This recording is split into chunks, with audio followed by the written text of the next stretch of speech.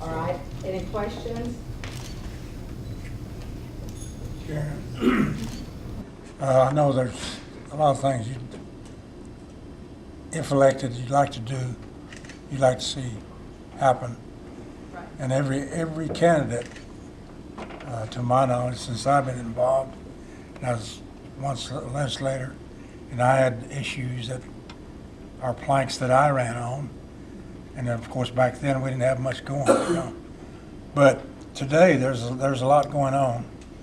But my question is that how would you perform, act in a situation like this? That when you introduce something that would be good for the people, because the people may have asked you to introduce it, and then the executive says no, how would you vote? So it goes before the executive and they, whatever it is that I propose and it's. When I say executive, I'm talking executive branch, Mhm. the governors. Right. Yeah. And they said no? If they said no, And they said no. and people says yes. People said yes, okay.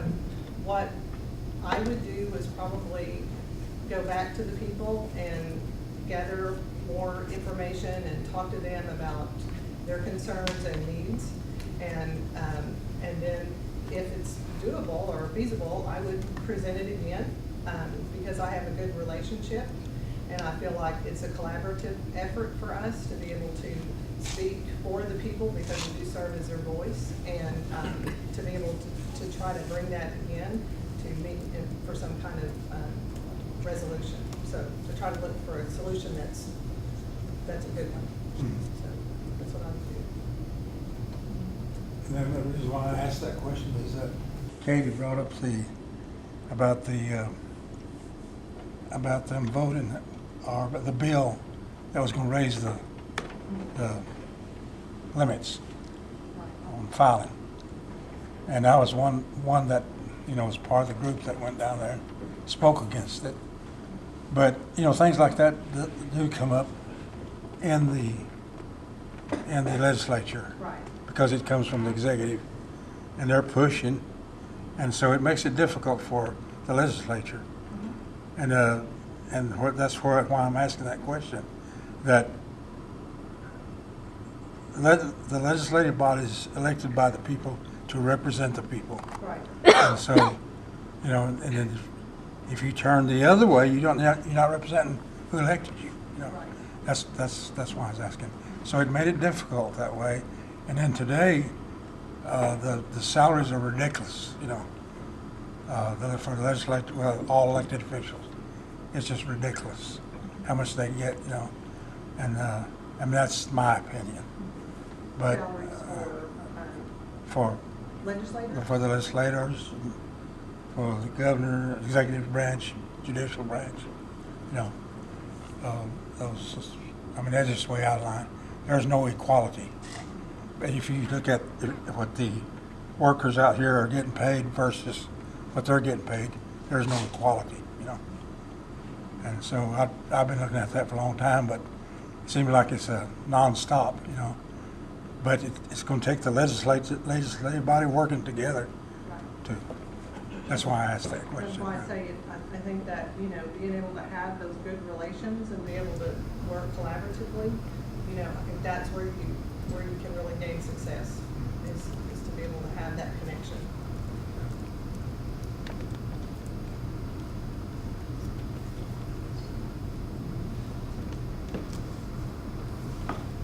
Any more questions? Keith? Yes. You mentioned economic development and how the Chickasaw Nation's benchmark for other tribes.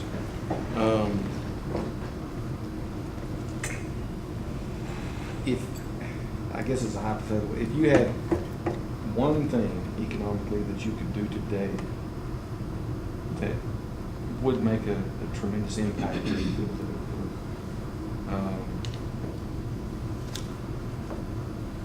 And move us away from what I consider to be the untenable levels of gaming, what might that be? one's pretty easy. The focus on that would be to diversify. And that has been in plan for a long time. And that's what has been structured to happen over the course of many years. We've been trying to diversify as much as we can, you know, in our businesses.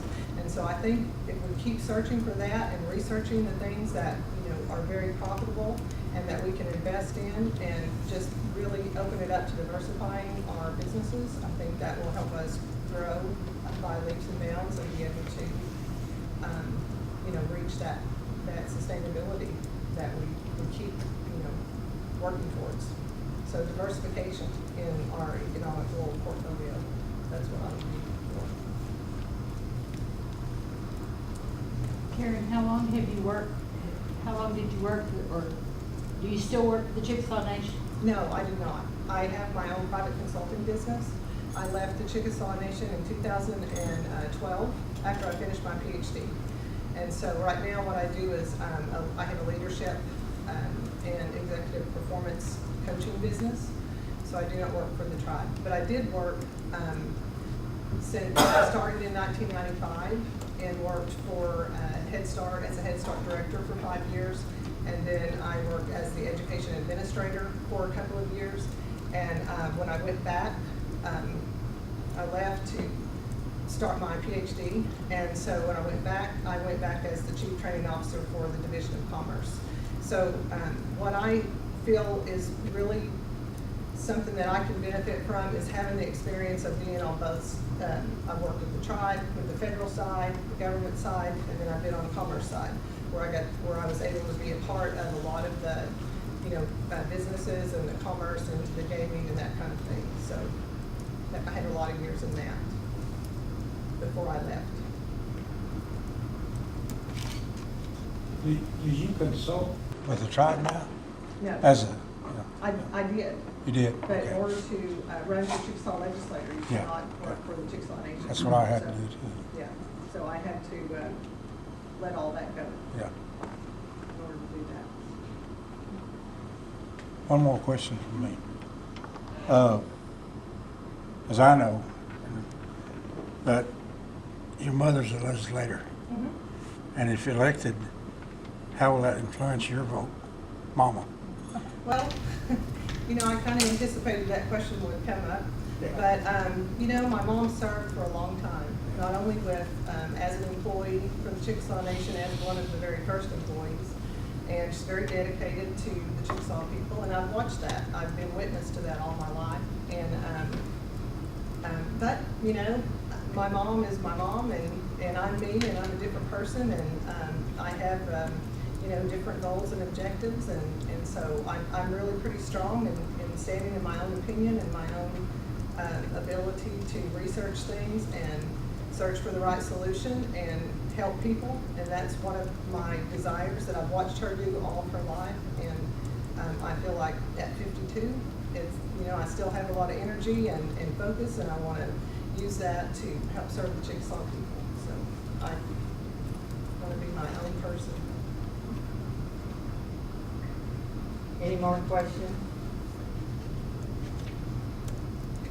She has 51 seconds left. What kinds are 51 seconds? Is there anything you would like to say? Just 51 seconds. Well, just that I didn't get to say my very last piece, and I just wanted you to know that I am a very good people person. I love to be around people. I love to listen to them. I'm a good listener, not just to hear, but I listen to understand and to help. And so I will be focused on getting out there and meeting the people and understanding the needs of the people and being a representative of the people. So that would be, to me, the highest honor of servitude that you could possibly get in your lifetime. And as a Chickasaw and having Chickasaw children, and I just want to be able to be a part of that for now and for our future. So that's my vision, my focus, and to also help every Chickasaw out there have as much success as they can.